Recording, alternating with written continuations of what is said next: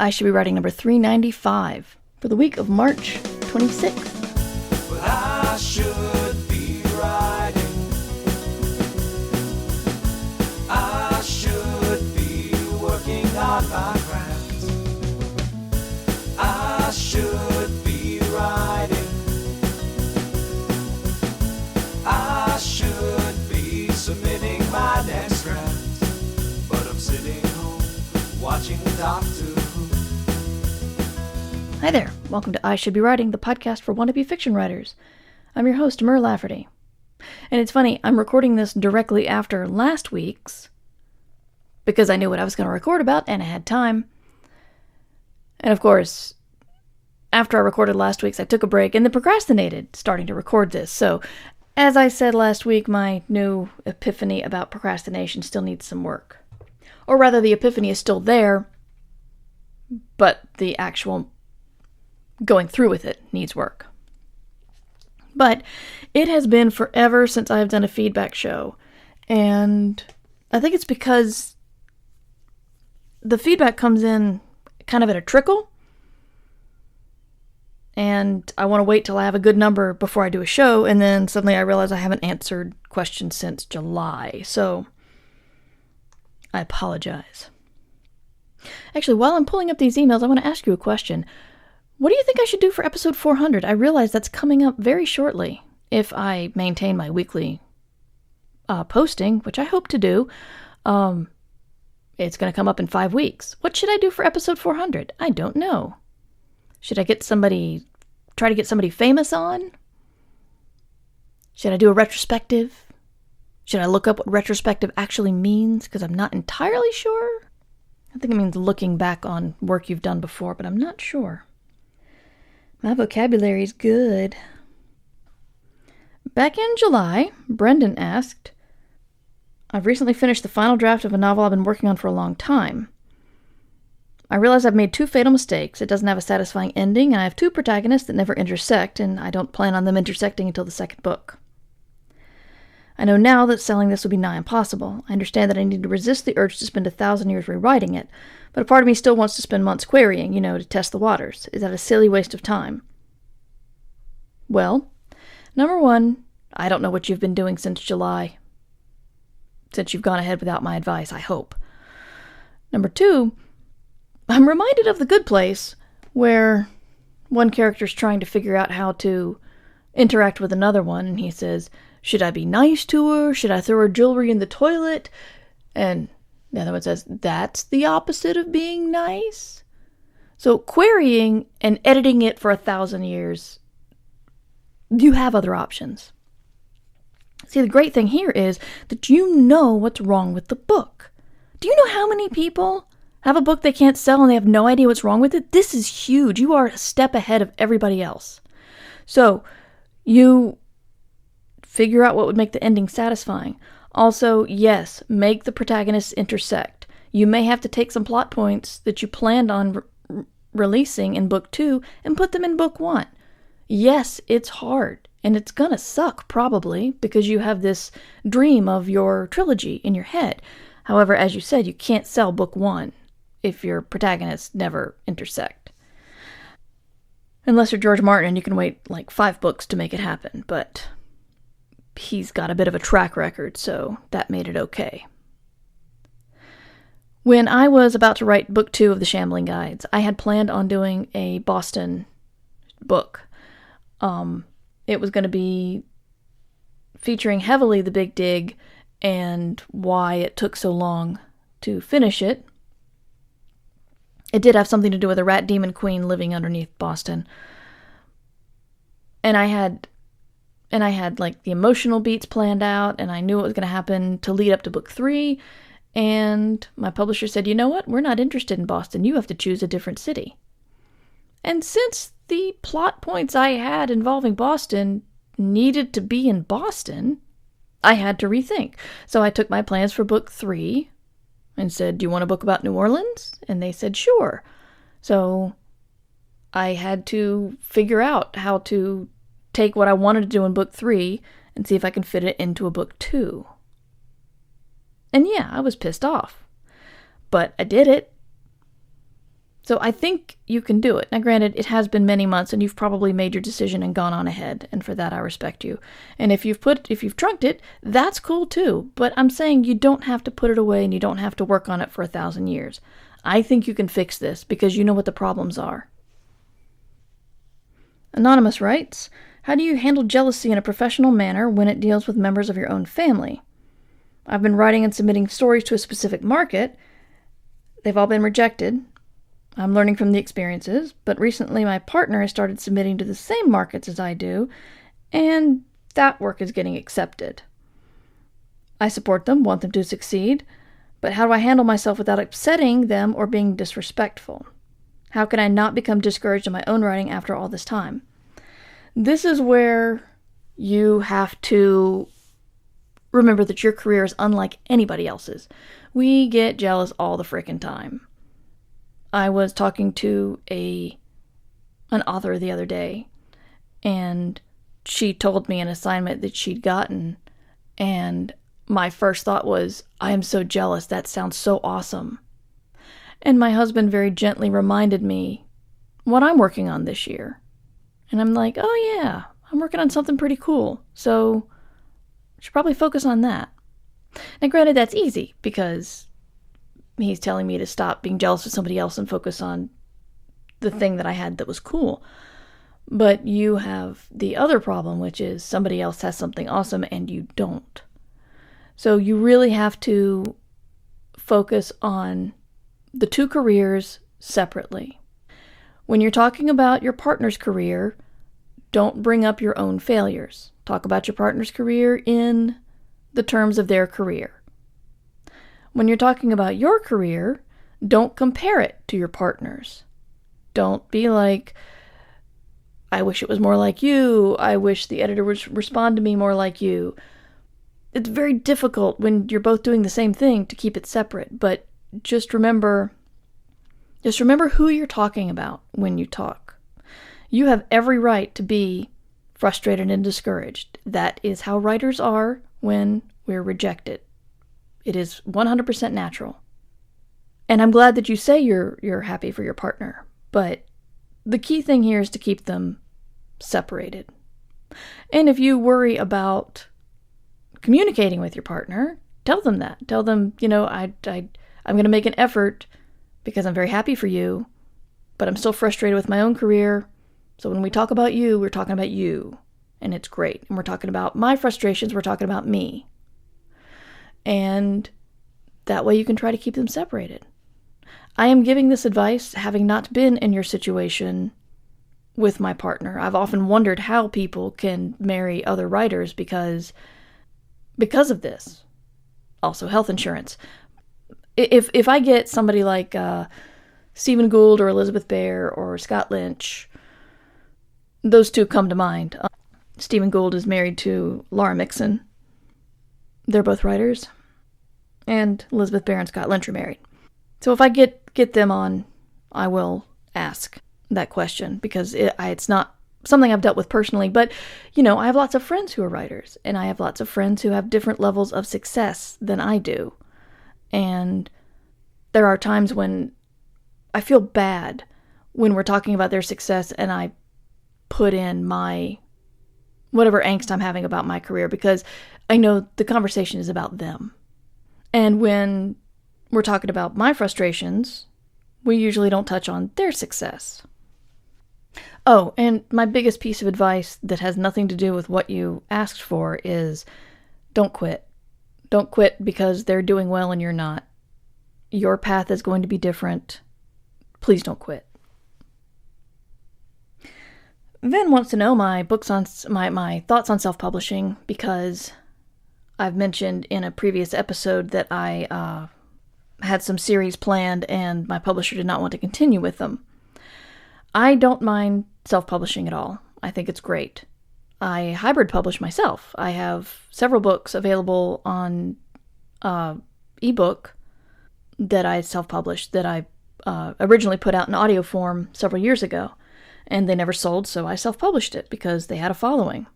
The problem with continuing the Shambling Guides or writing a sequel to Six Wakes is, in one hand, you have a plan to write a book, and that's it. Knowing that you have to write the book, rewrite it, edit it, get a cover, get a layout, and then publish it yourself. In the other hand, I have a contract for a book that will promise me X amount of dollars. It's giving me Y amount of dollars up front. Which one do I do? I mean, it's obvious. If I have an outstanding contract, I'm going to focus on that because A, it's a contract, and B, it's guaranteed money. Self-publishing is a big risk, and I'm not unwilling to take that risk. But if I have a sure thing over here, then I'm not going to put forth a whole bunch of effort to do the self-publishing thing. I may be doing serialized stuff on my Patreon, but I'm having trouble balancing that storytelling with said contract over here. I love audio because I'm pointing all different ways in my room and you can't see any of them. Sorry. So yeah, I mean, I would love to continue the Shambling Guides. I have several cities in mind. I have a 7-book plot arc in mind. I would love to write a sequel to 6 Wakes. I have a number of ideas as well, but they are backburnered while I have other jobs that are definitely going to pay me. That's why I make those decisions. We're up to August now. Eric writes, how do you decide when something is good enough? Eric, I'm going to have to give you that vague, infuriating answer, which is you learn by experience. You know, if you read it and you think, if you have any thoughts like, oh, the reader's going to just understand that, maybe not. If you go through and you clean up all of the text, including passive voice, adverbs, weak words like saw and heard and felt, and your story has a beginning, middle, and end. And I know that sounds simple, but I promote this book frequently on the podcast, Nancy Kress's Beginnings, Middles, and Ends, where she talks about each aspect of the book and what it's supposed to contain. It's a fantastic book. If you have all of that, then say it's good enough and send it out. As you keep writing, you'll learn. One really infuriating thing I've learned about writing is that you can't say, I learned how to do this thing. I finally got symbolism down. Oh, I understand foreshadowing now. It's a very gradual thing. I can tell you I learned a lot in grad school, but I can't point to any one lesson that changed the way I write. I just know that I learned a lot, I wrote a lot, and I'm better now. So that's where experience comes in. You have to keep writing, and then you'll start to learn when's enough. I'll be honest. I'm embarrassed to say this, but I'll be honest. I really wanted to get a proposal to my agent, and I knew it was a little weak in areas, and I sent it anyway. And of course, whatever comments was, these things don't work.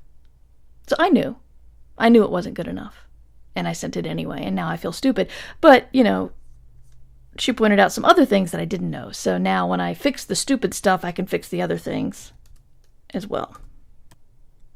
Cecilia says after several years, she started writing again and been getting a lot from the constant feedback she gets by posting at Wattpad.com, chapter by chapter. I like that you can post and post and post and don't have to care too much about editing to get actual feedback, which helps so much with the writing. The question is it a good idea to post a story chapter by unedited chapter to get inspiration to finish something if I possibly want to edit that same story in the future with the intent of trying to get it published? The simple answer is, while you're still working on the writing craft, it's great to use Wattpad.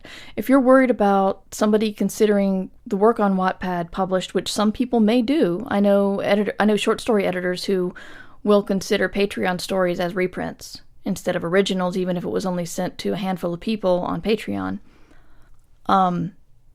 But what you do is you make a friend. If somebody's giving you really good feedback, say, I want to work on something more privately, can I just send you chapters? Or you can join a group like Critters, which is specifically for workshopping books, and you have to log in. I think you have to pay for it.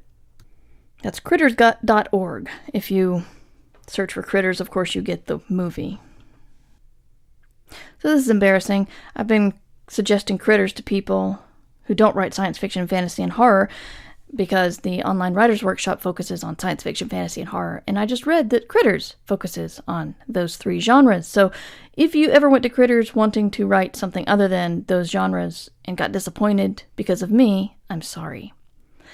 But if you search for romance writing workshops, you will find a whole bunch. Romance Writers of America,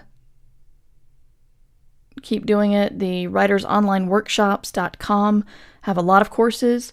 So that way you can get the feedback you want, but you won't be giving up your first print rights.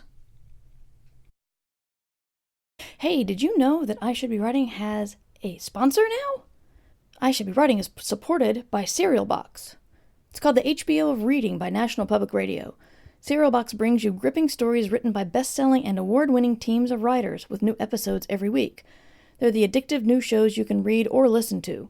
The Serial Box app lets you switch from listening to reading with a click. So join the plot with Serial Box. Right now, I Should Be Writing listeners can get 20% off of any first season of a Serial Box series. Head over to serialbox.com and enter the promo code WRITING18. 18 are numerals. That's SERIALBOX.com. And the code is WRITING18. And you know, I write for Serial Box, so I really, really want you to go over there and check it out. I wrote on Book Burners. I've been there since season 1, and I think it's pretty awesome. So that's just me.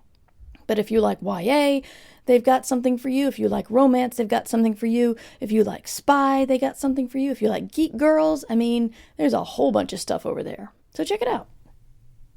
From September, Carenza writes, I finished my most polished book, ready to send it out. I've queried a couple of agents, but I've had suggestions not to do more than 4 or 5 at a time to see if anyone suggests changes to make before I send out more.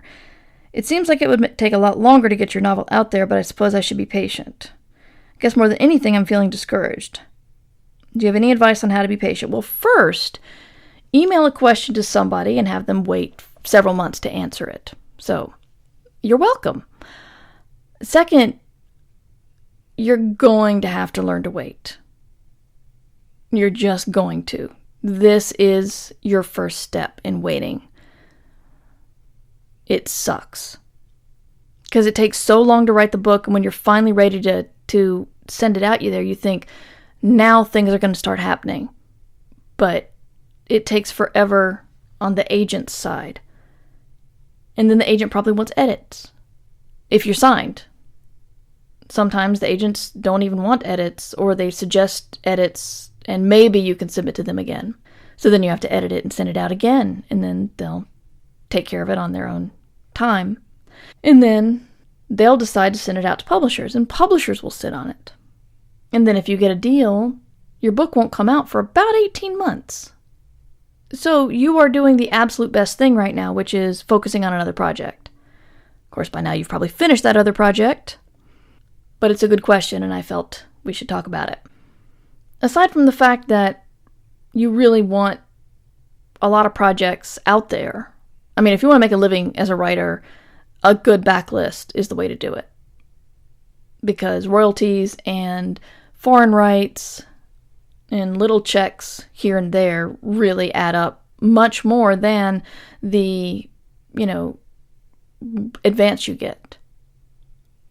So, yes, be working on something else. An agent may like it, but not think it's right, but want to see something else from you. There's a lot of waiting. You just have to accept it. Bailey writes, how do you know you have a novel-length idea versus a novella or a short story? I started to plan out my book, but I'm not sure I have enough for a novel. Well, I'll go with the metaphorical example first. Someone once told me that a novel was like a 7-course meal, and a short story was like a perfect piece of cake.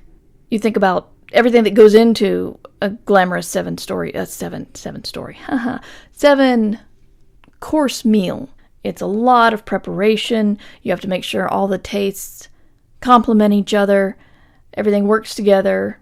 You got to have it done on time. It can't be too much or too little.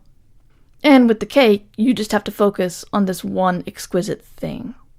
Another metaphor is, if you're looking out a big bay window and you see a panoramic view of a countryside with a little town in the background, and you can see storm clouds, and maybe it's snowing, that's a novel.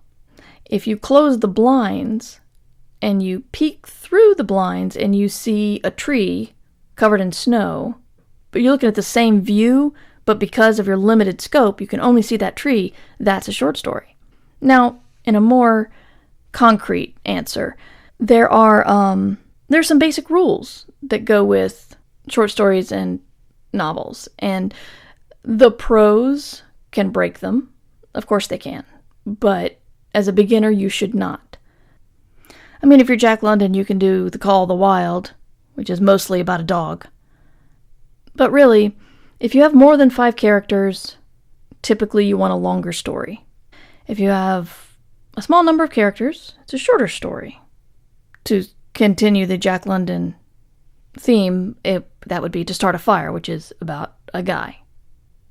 Novels often have A plots and B plots and possibly C plots. You've got whatever's going on, the action in the story. You've got a personal conflict going on within the protagonist.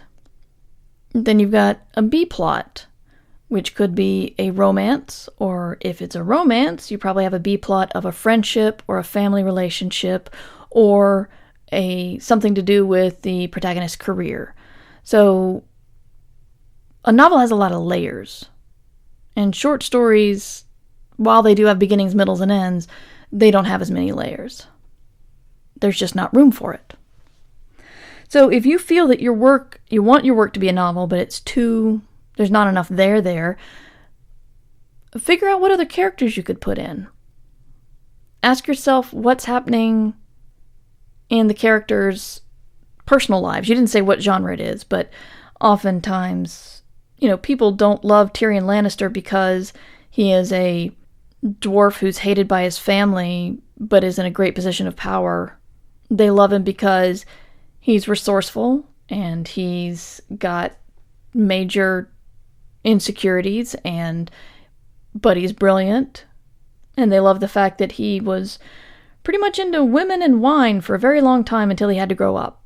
Those are all many facets that George R.R. Martin has written thousands of words about. Same with Daenerys.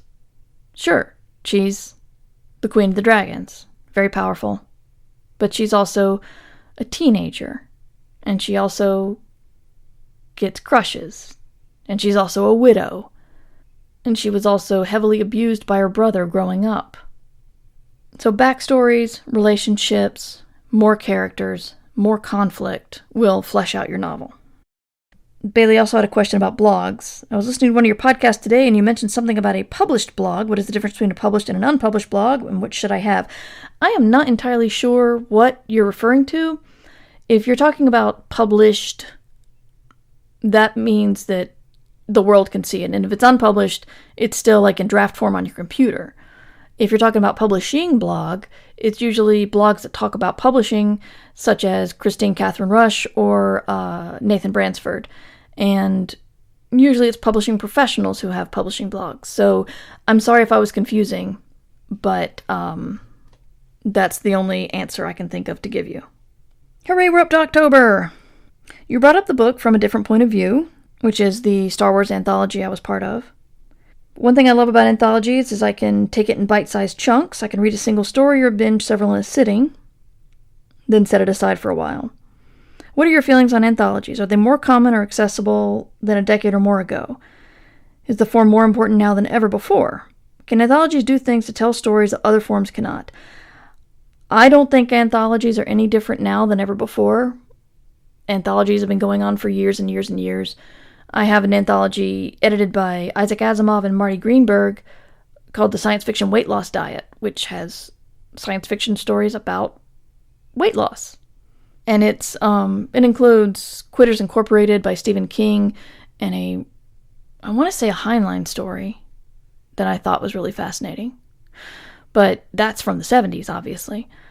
So anthologies are still happening. I don't think they're much different than they were, but what anthologies can do that other things can't do is, like A Different Point of View, it tells one big story, a story you're already familiar with, but it tells one big story from the points of view of minor characters in that movie. But it's all one theme. Good anthologies will focus on a theme and bring you several different angles. Mackenzie writes, part of what draws readers into a story is the intriguing questions it presents, but I often get feedback that implies these questions are a sign of too little explanation. How do I respond when some readers say I'm not explaining enough and others say I'm explaining too much? How do I know when I'm getting it wrong and when the reader simply doesn't like the learning curve I've chosen? Like I said before, this is one of those irritating things that experience has to show you. What I've learned when it comes to feedback is if several people give you the same feedback, you should probably pay attention. If one person gives you the same feedback and you don't want to listen, that's your call. It's probably a safe bet. If one person says it, it's an opinion, but if a bunch of people say it, then it's getting closer to fact. So if a whole bunch of people say this thing is way too unclear, you should clear it up.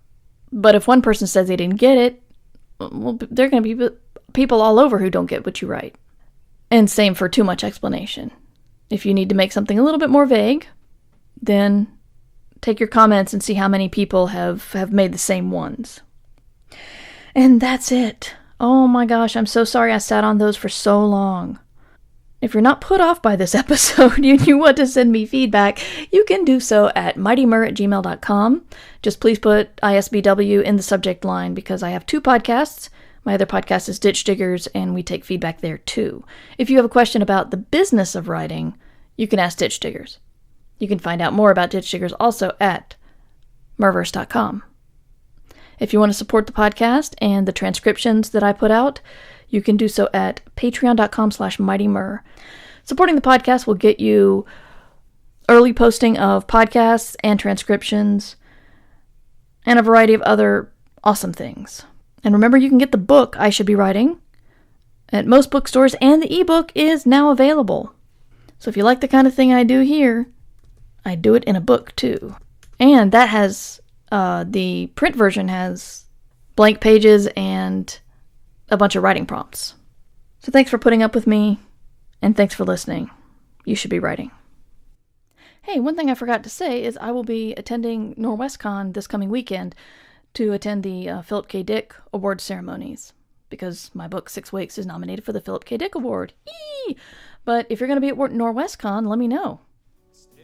I love meeting listeners. Remember, you can support the show at patreon.com/mightymur. I Should Be Writing theme music provided by John Anelio. You can find more about him at johnanelio.com. This podcast is distributed under a Creative Commons Attribution Share-alike license. But